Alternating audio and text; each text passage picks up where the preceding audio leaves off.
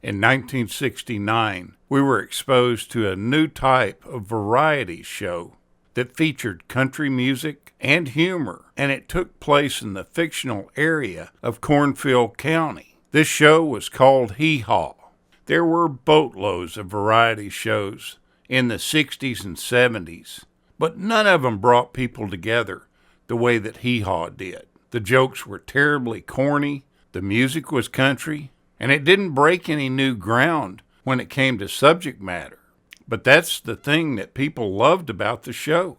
Other shows were becoming more controversial, but Hee Haw remained wholesome and attracted millions of viewers every week, with a run that lasted an impressive 25 seasons. Hee Haw was the show that represented comfort food for legions of viewers. The series wasn't selling anything, and it didn't hurt people. They were just having a good time. Just the idea of the show seems uniquely American. But in reality, it was dreamed up by two Canadians, John Ellsworth and Frank Papayette. They were inspired to co-create the show after seeing how popular Rowan and Martin's Laugh-In had become in the 1960s. Primetime country-themed shows were popular during this time too, so why not create a country version of Laugh-In and then sprinkle music throughout the show? The two producers made a pitch to Roy Clark and Buck Owens, saying that they basically needed someone to host this TV comfort show.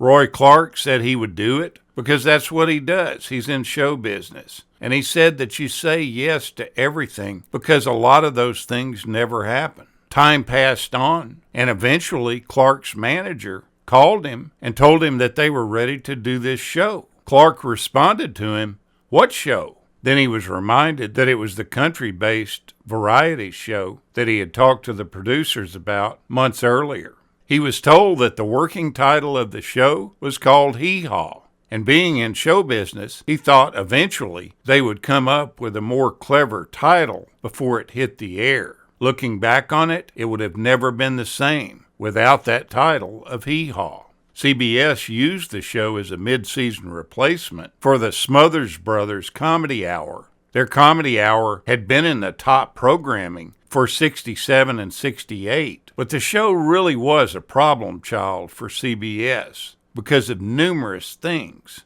especially the way it talked down the Vietnam War. Cornfield County was about as far away from controversy as you could get. After premiering on June 15, 1969, it was an instant ratings grabber, and CBS ended up promoting it into its regular lineup. And it was a top 20 program during the 1969-70 season and also in the 70-71 season.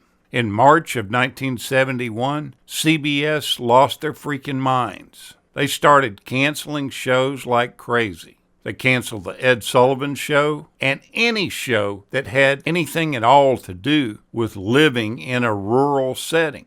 The Beverly Hillbillies, Green Acres, Mayberry RFD, and Hee Haw all got the axe. They didn't care that the ratings were good. They were looking for a different demographic to target. Why in the world would CBS do business like that and deliberately take something off the air that provided good vibes and good ratings? People were mad. They were writing in and complaining about all the shows that had been removed in this purge. All the cast members were initially worried, but then the producers told them not to worry at all, that the show would go on. Producers had struck a syndication deal, and they actually found a bigger audience. Hee Haw became the #1 TV show carried on a non-network basis. It was carried on 205 stations in 1972. CBS actually did this program a favor. The move from network to syndication was actually the best thing that could have ever happened to the show. America completely embraced the show, but the critics did not. They hated it. It was described as hayseed and cornball.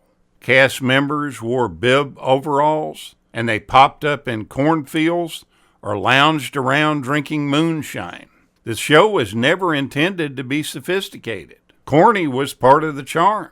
The truth was that Southerners historically relied on a sense of humor to deal with poverty. The cast and crew got together only twice a year, in June and October, and they met in Nashville to knock out 13 episodes at a time. That's one reason that it's thought that the show lasted for so long. They were always fresh. They would come in and shoot their episodes, and then they wouldn't see them again till the next time. They would spend time going to concerts and doing other things that they were involved in until they would meet again. The episodes were not broken down into actual episodes. Instead, they taped multiple skits and bits when they were together. The episodes were then pieced together during the editing process and made into an episode.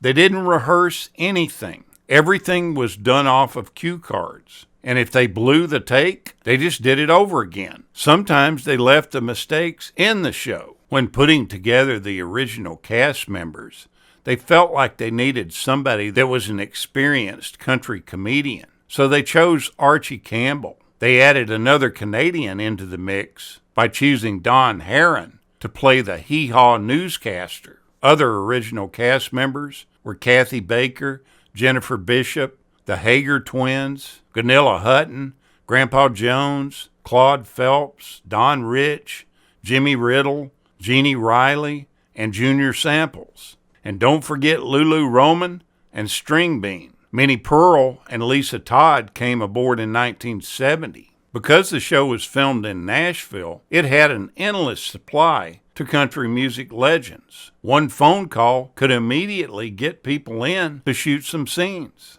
Although the humor was purposely cornball, the music on Hee Haw was without a doubt first-rate country material.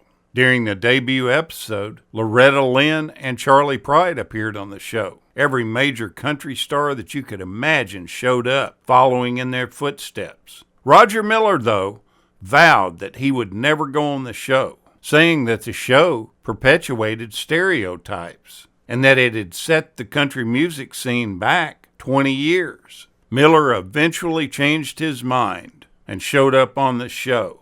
You just couldn't hide the success of this project. Now, Buck Owens owed a lot of his fame to this television show, but he wasn't the biggest fan of it. He said he took the show because of the money. He said you couldn't beat it. You show up twice a year and get a large paycheck. So he felt like he sold his soul to the devil for a chunk of money. He ended up leaving the show after the 85-86 season, believing that the show had ruined his credibility as a musician in the country music market. He started feeling this way after he had gone on tour and discovered that almost nobody took him seriously anymore. After he left the show, he spent the next several years rebuilding his reputation as a serious performer. He was without a doubt a talented musician. And I don't feel like in any way that the series damaged his credibility as a performer. I think this may have just been in his mind.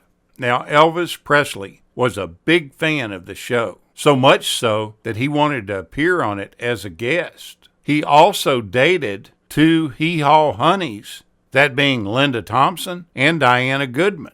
After his death, his father made an appearance on the show and paid tribute to his late son. The first season, including the pilot, was shot at Studio A at WLAC-TV in Nashville. The show originally was scheduled to be shot entirely in California, but WLAC's general manager convinced CBS to record the show at his station because he felt like that he could stand on the front porch of the station and blow a whistle and have as many country music singers as he needed immediately for the show. There's no way you would have had that in California. Take a look back at this lovely show. It'll bring back some fond memories for you and those comforts that you felt while watching it. Thank you so much for watching, and we'll continue to chase the classics.